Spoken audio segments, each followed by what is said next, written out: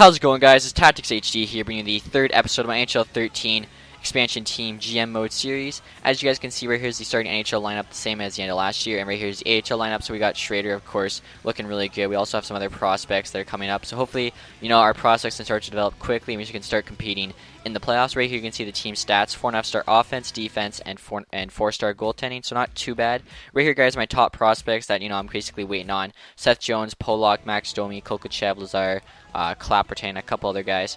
So right here, guys, we're actually at the All-Star game. Really nothing happened before that, and of course Phil Kessel made it to the All-Star game, best player on my team, so it makes sense for him to make it. Made it as the third line right wing, and I went to check if our goalies made it. Maybe Schneider squeaked in, but unfortunately he didn't. Right here, guys, before the trade deadline, you'll see I had 71 points, which put me in 8th place in the West, so it was kind of like a tough spot.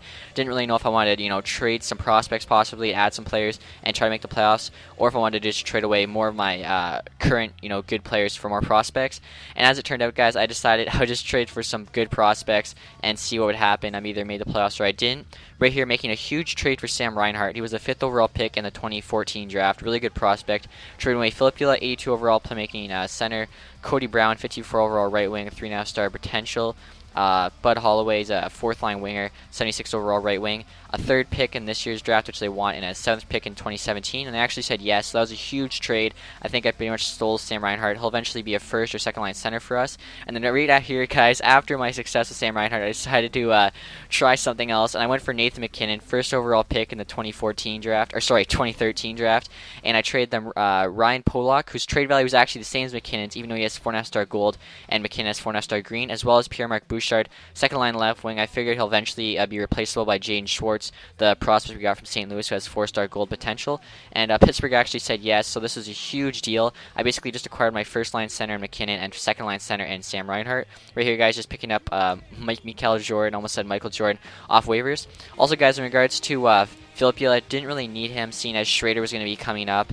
And in regards to Polak, didn't really need him because I already have Seth Jones, who's a better prospect with 4.5-star green opposed to 4.5-star gold. Right there, though, guys, kind of felt bad about that one. Winnipeg put Burmistrov on waivers. I had to pick him up, though. And as you guys can see, we actually finished 3rd in the Western Conference with 94 points. We won our division. The points, we actually would have finished with 5th, but because we won the division, finished in 3rd. So can't believe we finished there after trading away our 2nd-line left wing and center, but obviously the depth forward stepped up.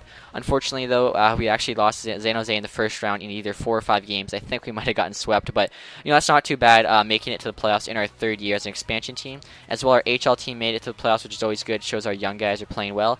And in the 1st round, we played the Bruins AHL team. I forget the name of that team, but anyways, we beat them in the 1st round. In the 2nd round, we played the Norfolk Admirals, and unfortunately, we lost to them. I think it was pretty close. I think we lost to them in 6, so it's not too bad. A lot of promise there. LA Kings were the Stanley Cup champs, and the Adrian Fanas were the Calder champs. Right here, guys, just the retired players. Luckily, no one from our team is retired. Like I said, 1st year, one of the oldest teams, now we're one of the youngest. Unfortunately, though, Datsuk did retire, so that kind of sucks. So anyone that's playing with Detroit, Datsuk usually retires 3rd or 4th year, so that's just kind of something to think about if you're ever using Detroit and you're wondering whether or not to move Datsuk. And right here, of course, the defenseman that retired. So right here, guys, we're actually at the draft. I'm trying to make another huge play for the 1st overall pick, which is Dallas's. They actually have it on the trade block, and I offered them Burmistrov, Lazar, a 1st-round pick, and another prospect for their pick, and unfortunately they said no. I was trying to get Connor McDavid because he is obviously one of the best prospects in the game, and obviously 1st overall pick. Unfortunately, couldn't get him. But with my 1st pick, my 1st-round pick, I got Popperl, 3.5-star right wing, looks really good as well. I got Puck, 3.5-star defenseman in the 2nd round. Because I had 2 second-round picks, I was able to get Fontaine, pretty good actually, left winger. He's projected 2nd or 3rd round high, but I think he has 3.5-star potential, so I think that's a pretty good 2nd-round pick. And then right here, guys, I'm just in the re-sign phase.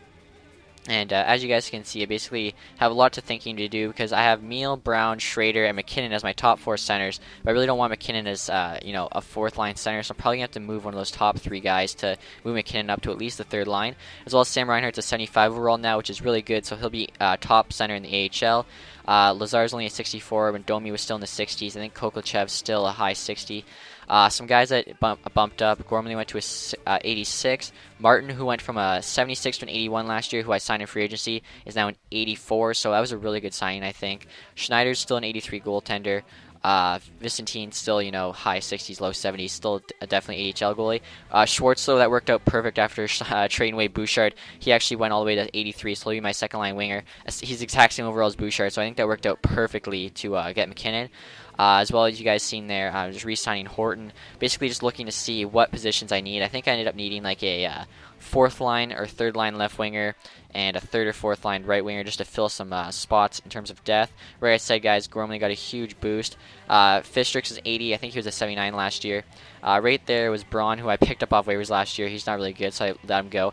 And Kumeski, who bumped up all the way to an 80 last year, is now down to a 74. So that kind of was short-lived, I guess you could say. But I'm sure I can find a top 6 defenseman to replace him. Don't really know why Kumeski dropped. He was considered a top 6 when he was 80 overall. He was playing top 6, so maybe he was injured a lot last year. I don't think he was, but that's the only thing that makes sense. As you guys can see, our goalies are looking pretty good. We got two good starter, good backup, and we got some pretty promising goaltender prospects there in Vicentine and even Delmas. He was actually a guy I picked up off waivers. Forgot to tell you guys, 79 overall, 3-star potential. I think Canadians put him on waivers. I'm not exactly sure. But anyway, guys, after doing the re-sign phase, this is just quick, showing you guys McDavid, basically what could have been 60 overall playmaking center, 5-star gold potential. Not really sure who's better, him with 5-star gold or McKinnon with 4.5-star green. But because after thinking about it, I figured since I have McKinnon and Reinhardt, McDavid kind of might have been overkill. But anyway, guys, right here, picking up a top 6 defenseman in Keaton Ellerby, 82 overall, signing him to $4 million for 3 years, or sorry, $4.2 million for 3 years. He was actually the top defenseman in the free agency. Sorry, right here, guys, picking up a goaltender. Actually, Marco Quizun. Salary offered is 1.2. Picking him up for I think 2 years. He's a 3-star green potential goalie, 25 years old.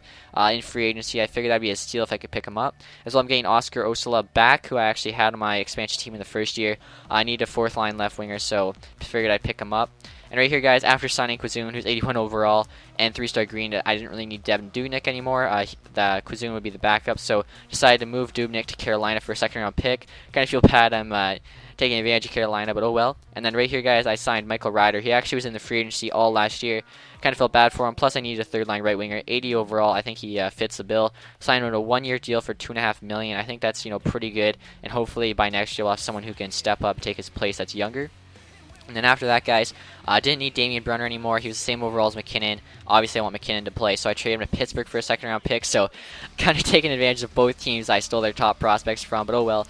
And right here, guys, is the NHL team. Looking really good, I think. Gerby, Meal, Kessel, Horton, Schroeder, Schwartz, Moore, McKinnon, Ryder, Swartz, Brown, and Osla. A lot of S's there.